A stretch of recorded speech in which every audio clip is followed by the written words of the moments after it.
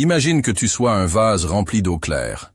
Chaque interaction, chaque environnement, chaque pensée que tu laisses entrer dans ta vie, ajoute une goutte dans ce vase. Si ces gouttes sont claires et pures, ton eau reste limpide. Mais si elles sont troubles, critiques, tensions, drames, ton vase se remplit peu à peu d'une eau sombre. Les énergies négatives agissent exactement de cette manière. Elles polluent notre espace mental et émotionnel, parfois sans même que nous en soyons conscients. Mais pourquoi avons-nous autant de mal à nous en protéger? Pourquoi ces énergies semblent-elles si puissantes? La réponse réside dans notre nature humaine. Nous sommes câblés pour détecter les dangers, pour capter les menaces. Dans un contexte moderne, ces menaces prennent souvent la forme de conflits interpersonnels, de jugements ou de stress constant. Ces facteurs déclenchent en nous des réactions instinctives, l'anxiété, la colère, ou même un sentiment d'impuissance. Les stoïciens avaient compris une vérité essentielle. Ce n'est pas la négativité extérieure qui nous affecte directement, mais la manière dont nous la percevons et l'intériorisons. Marc Aurèle, philosophe et empereur, disait « Si tu es affligé par quelque chose d'extérieur, la douleur ne vient pas de la chose elle-même, mais de l'importance que tu lui accordes. » Cela montre bien que, si les énergies négatives nous affectent, c'est parce que nous leur permettons de franchir nos barrières mentales.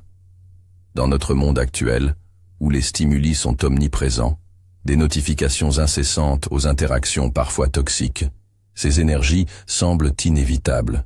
Pourtant, avec une meilleure compréhension et des outils adaptés, il est possible de réduire leur impact. Dans cette vidéo, nous allons plonger dans les raisons pour lesquelles ces énergies nous touchent autant et découvrir comment bâtir un rempart stoïcien pour préserver notre clarté intérieure. Une énergie toxique peut être définie comme toute influence externe qui épuise, stresse ou affecte négativement votre bien-être mental, émotionnel ou physique. Cela peut provenir de personnes, de situations ou même de vos propres habitudes de pensée. Ceux qui critiquent sans cesse, minimisant vos efforts ou dévalorisant vos choix. Ce type de comportement peut saper votre confiance en vous, créant une spirale de doute et de frustration. Les personnes qui trouvent toujours quelque chose de négatif à dire, qui se concentrent sur les problèmes sans jamais chercher de solution. Ces attitudes peuvent vite devenir contagieuses et drainer votre énergie. Ces relations où l'autre utilise des tactiques de culpabilisation, de contrôle ou d'intimidation pour obtenir ce qu'il veut. Elles créent un déséquilibre émotionnel et peuvent affecter votre capacité à penser clairement. Parfois, ce n'est pas une personne mais une situation qui est toxique. Un emploi où la pression est constante, un cercle social où règne la compétition malsaine, ou même un flux d'actualités alarmant qui provoque de l'anxiété. La première étape pour s'éloigner des énergies négatives est de les reconnaître. Mais ce n'est pas toujours évident, car nous nous habituons parfois à ces influences toxiques, au point de les considérer comme normales. Après avoir passé du temps avec certaines personnes, comment vous sentez-vous? Si vous vous sentez vidé, frustré ou stressé après une interaction, c'est un signal fort. Est-ce que certaines paroles ou actions de votre entourage restent gravées dans votre esprit? Si vous ruminez régulièrement des critiques ou des remarques blessantes, cela peut indiquer une source d'énergie toxique. Vos relations vous poussent-elles à grandir ou à vous rabaisser? Les relations saines encouragent la croissance personnelle, tandis que les relations toxiques créent un climat d'insécurité ou de dépendance. Votre environnement de travail ou vos habitudes vous stressent-ils? Par exemple, un flux constant d'emails, des délais impossibles ou une mauvaise gestion du temps peuvent générer une énergie toxique. Sénèque, philosophe stoïcien et conseiller de l'empereur Néron, était souvent la cible de critiques virulentes, même au sein de sa propre cour. Plutôt que de s'en offusquer, il pratiquait une réflexion stoïcienne. Si ces critiques sont vraies, je dois m'améliorer. Si elles sont fausses, elles ne me touchent pas.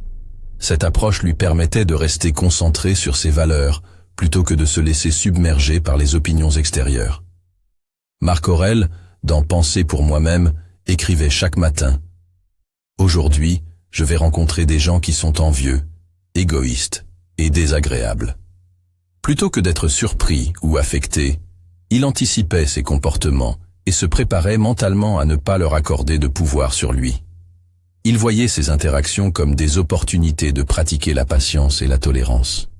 Ces histoires montrent que reconnaître les énergies toxiques n'est pas un acte de faiblesse, mais un premier pas vers la maîtrise de soi et la sérénité. Première action pratique, identifier et noter les sources d'énergie négatives. Pour reprendre le contrôle, commencez par un exercice simple mais puissant. Faire une liste des sources négatives. Prenez une feuille de papier ou ouvrez une note sur votre téléphone et divisez-la en 3 colonnes. Notez les noms des personnes qui, selon vous, drainent votre énergie. Pas besoin de juger ou de vous sentir coupable, il s'agit simplement d'observer. Situation. Identifiez les moments de votre journée ou de votre semaine où vous vous sentez stressé ou vidé. Réfléchissez à vos propres comportements qui peuvent contribuer à cette négativité, comme passer trop de temps sur les réseaux sociaux ou procrastiner. Au cœur de la philosophie stoïcienne se trouve un concept fondamental, la dichotomie du contrôle.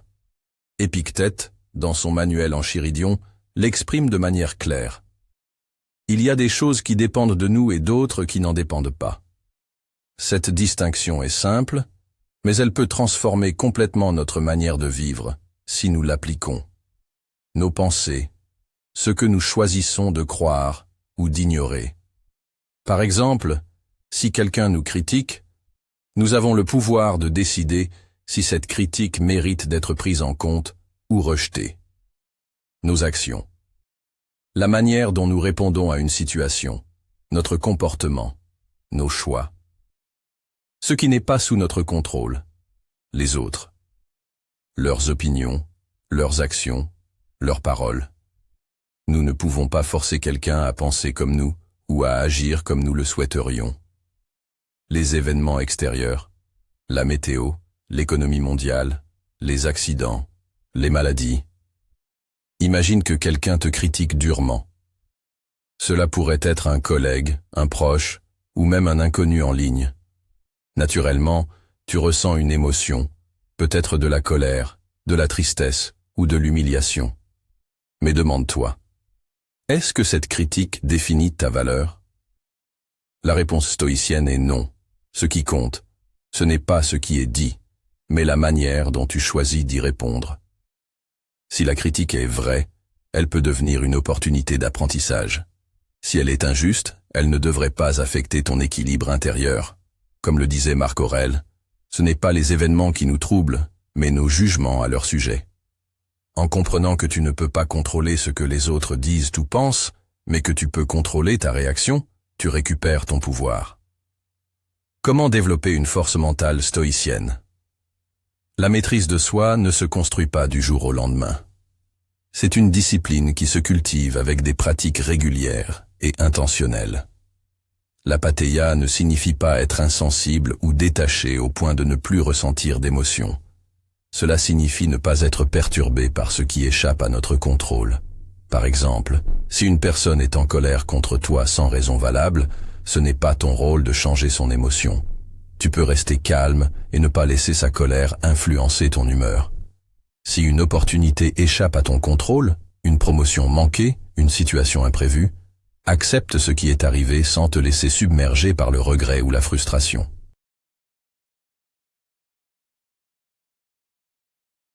La gratitude est un outil puissant pour renforcer la résilience. Plutôt que de te concentrer sur ce que tu ne peux pas changer, sois reconnaissant pour ce qui est en ton pouvoir, ta capacité à apprendre, tes choix d'agir de manière juste et bienveillante. Les moments de sérénité que tu peux cultiver malgré les difficultés. Cette pratique te recentre sur ce que tu as déjà, plutôt que sur ce que tu crois manquer. Adopter une vision élargie.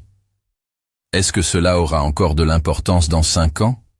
Beaucoup des choses qui nous troublent aujourd'hui paraissent insignifiantes avec le recul.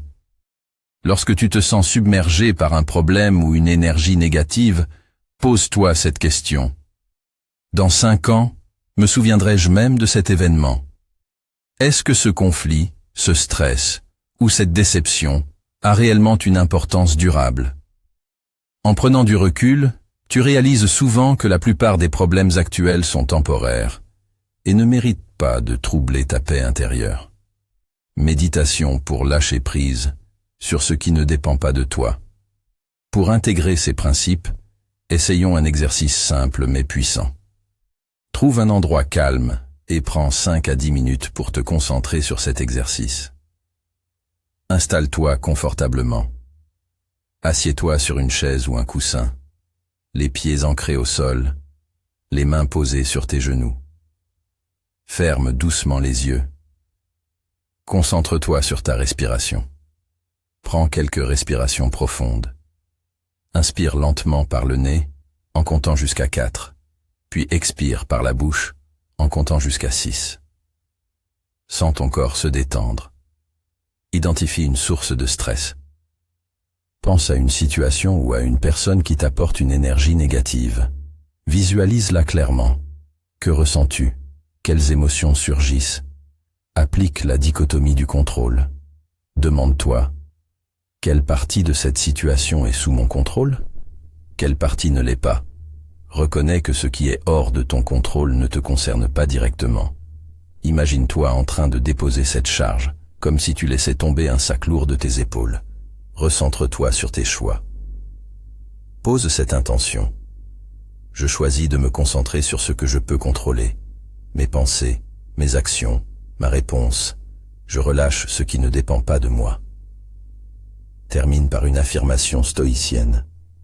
Répète doucement cette phrase d'Épictète. Ce n'est pas ce qui arrive qui me trouble, mais la manière dont je le perçois. Je suis maître de mon esprit. Ouvre les yeux, respire profondément et retourne à ta journée avec un esprit plus léger et apaisé. Face aux énergies négatives, il peut sembler tentant de s'isoler, de couper les ponts avec les personnes toxiques et de fuir les situations stressantes. Mais cette approche, bien qu'apaisante à court terme, présente des limites importantes. La fuite totale n'est ni réaliste ni compatible avec les enseignements stoïciens. Le stoïcisme ne prône pas l'évitement de la société. Sénèque rappelait que l'homme est un être social, destiné à interagir avec ses semblables.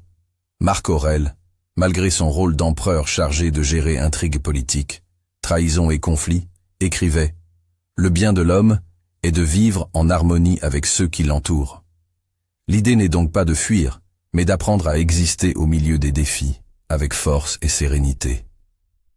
S'isoler complètement peut aussi engendrer d'autres problèmes, solitude, perte de lien social ou encore un sentiment d'incomplétude. Le véritable équilibre consiste à bâtir des mécanismes de protection tout en restant pleinement ancré dans le monde.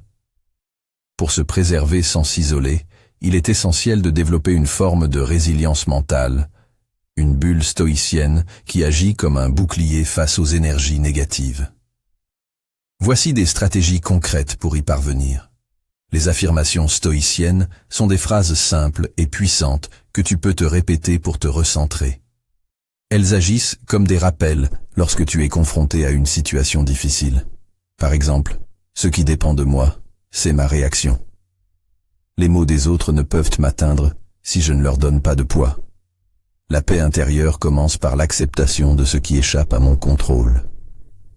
Ces affirmations, utilisées régulièrement, renforcent ton mental et te permettent de garder ton calme. Poser des limites est une compétence essentielle pour protéger ton énergie. Dire non ne signifie pas être hostile ou irrespectueux. Voici quelques exemples. Au lieu de dire « Je suis trop occupé, laisse-moi tranquille », préfère « Je ne peux pas t'aider cette fois, mais je te souhaite de trouver une solution ». Transforme un rejet en une affirmation personnelle. Je préfère me concentrer sur mes priorités aujourd'hui. Être clair et respectueux dans tes refus te permet de préserver tes relations tout en honorant tes propres besoins. Les limites sont un outil puissant pour gérer les relations difficiles. Si une personne adopte un comportement toxique, fais-lui savoir calmement ce que tu tolères ou non.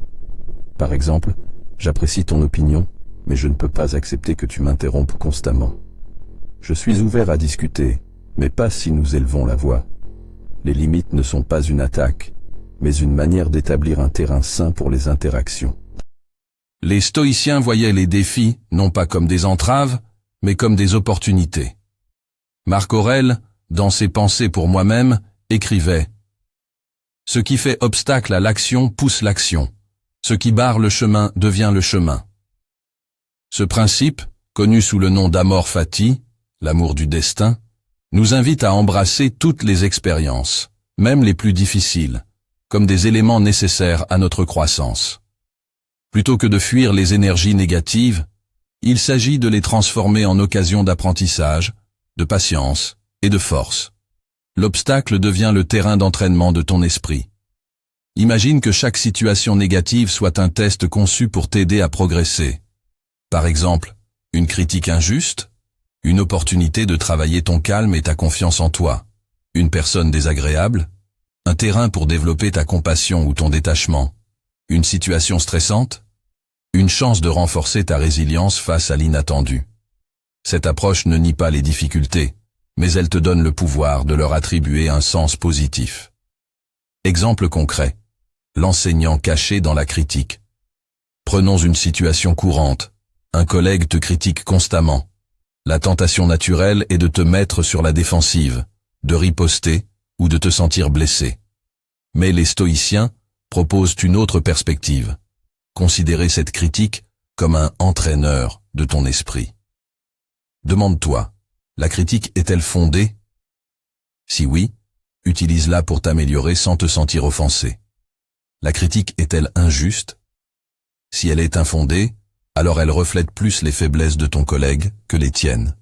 Dans ce cas, reste calme et rappelle-toi que tu contrôles ta réaction, pas leurs paroles. Tu peux même aller plus loin en te demandant « Que puis-je apprendre de cette situation ? Comment puis-je transformer cette interaction en une opportunité de renforcer ma patience et ma sérénité ?» Technique pour changer de perspective. Transformer les énergies négatives en opportunités nécessite un effort conscient pour voir les choses différemment. Voici 3 techniques stoïciennes efficaces pour y parvenir. Cette méthode, chère aux stoïciens, consiste à imaginer la perte ou l'absence de ce que l'on considère comme acquis. Par exemple, si tu es frustré par ton travail, imagine ce que serait ta vie sans emploi. Si une personne t'agace, imagine un monde où elle ne serait plus là. Cette réflexion te permet de relativiser les irritations du moment et de reconnaître la valeur des choses telles qu'elles sont. Elle cultive aussi la gratitude et l'humilité face à la vie. Recherchez activement les aspects positifs. Dans chaque situation difficile, il y a des éléments positifs à identifier. Cela demande de l'entraînement, mais avec le temps, tu peux développer un réflexe de détection des opportunités. Par exemple, cette dispute avec un proche m'a appris à mieux comprendre ses besoins. Cet échec m'a montré où je dois encore progresser. Ce retard m'a donné le temps de réfléchir et de ralentir. Trouver des aspects positifs ne minimise pas la difficulté, mais transforme ta perception en une ressource constructive. L'humour est une arme puissante pour transformer les situations stressantes. Apprendre à rire de l'absurdité d'un moment peut te libérer d'un sentiment d'impuissance. Par exemple, tu es coincé sous la pluie sans parapluie. Imagine que tu es le héros d'un film dramatique. Quelqu'un te fait une remarque sarcastique, réponds avec une touche d'humour, « Merci, j'ajoute ça à ma collection de critiques constructives ». L'humour te permet de reprendre le contrôle émotionnel tout en désamorçant les tensions. Cas pratique. L'embouteillage comme opportunité. Une situation universelle. Tu es coincé dans un embouteillage. La frustration monte, les klaxons retentissent, et tu sens ton humeur se détériorer. Que faire? Changer de perspective. Le choix stoïcien. Accepter ce qui ne dépend pas de toi. Rappelle-toi que tu ne contrôles ni le trafic, ni la lenteur des voitures. En revanche, tu contrôles ton état d'esprit. Transformer le moment en opportunité.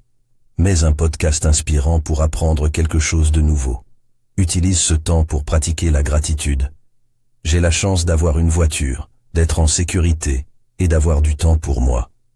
Fais une respiration profonde pour te recentrer et réduire ton stress. Créer du sens dans l'instant. L'embouteillage, bien que frustrant, devient un moment où tu choisis de cultiver ton calme et ta patience. Cette attitude renforcera ta résilience pour d'autres défis plus importants. Transformer les énergies négatives en opportunités est une pratique puissante qui repose sur un changement de perspective. Les défis, au lieu d'être des obstacles insurmontables, deviennent des terrains d'entraînement pour ton esprit.